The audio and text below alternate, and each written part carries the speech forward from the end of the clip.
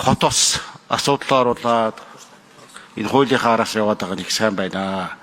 За манай Нямбатар дарагч яасан нүдээс гарч авд яа. Хотод 2 жил яваад бас үзээлээдэг те. За үр дүн юу ямар байна вэ? Гайгүй болчих гэж байгаа юм шиг хэрүүл хийгээд байх шиг байна. За мэдээж хэрэг хэрүүлгүй уруулгүй хэл амгүй юм гэж байхгүй хаа. За энэ иргэд ядуу байна. Ард түмэн бол хүнд байна. Ингээд торгуул шийтгэл хиймэл оюун ухаан оруулж ирээд ажиллаад байдаг. За эний чинь тэгээд одоо яг тэр торгуул шийтгэлийг чи одоо төлж барахаар байна уу? Ямар байна? Хэрв одоо барч чадахгүй боломжгүй бол яах юм? Тэгвэл одоо энэ гацаад байгаа, төгжрээд байгаа энэ хөдөлгөөнд ордог машин тэрэгнийхээ асуудлыг янзлах уу? Тийм одоо торгуул шийтгэлээ төлдөггүй хүмүүс нь унаамаалгүй явж байг л да. Ийм юм байж болох уу болохгүй юу? Жохон бас амьдралтай хууль бид нэр амирмаар байна л да. Тий.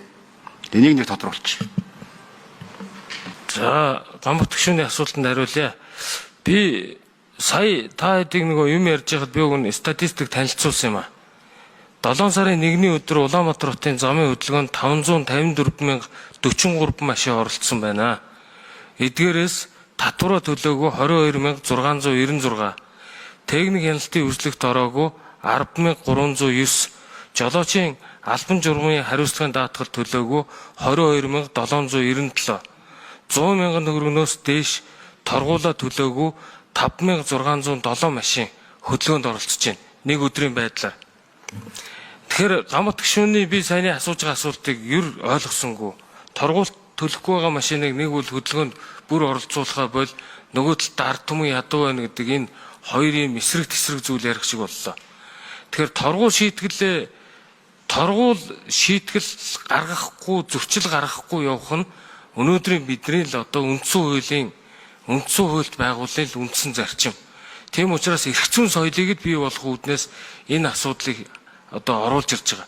Хоёргүйл та бит хоёр хууль зүйн байнгын ороонд 2021 онд харьяалагдаа ажиллаж байхад ардын хувьсгалын 100 жилийн ойгоор бүх торгуул шийтгэлийг өршөөж уучлах хууль батлуулсан.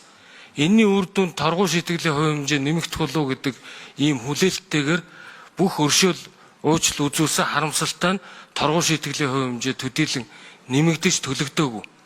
Тэгэхээр торгуул төлөхгүй байхыг ялангуяа их хурлын эндрээс уриалвал энэ өөрөө нигилизм буюу эрх зүйг үгүйсэх үзлийн хамгийн том тод илрэл болно. Тийм учраас энэ өөрөө хууль дээдлэх зарчмын үүднээс би бас ийм зүйлийг одоо бид аль болох ярихгүй байвал зөв байх болов цаашид эрх зүйн соёлыг яаж бий болгох уу гэдэг талаас хэдүүлээ ярих нь зөв бахаа гэж бодож байна. Би сая танд нийт торгуул шийтгэлтэй машины хөдөлгөөнд оролцож байгаа тоог хэллээ.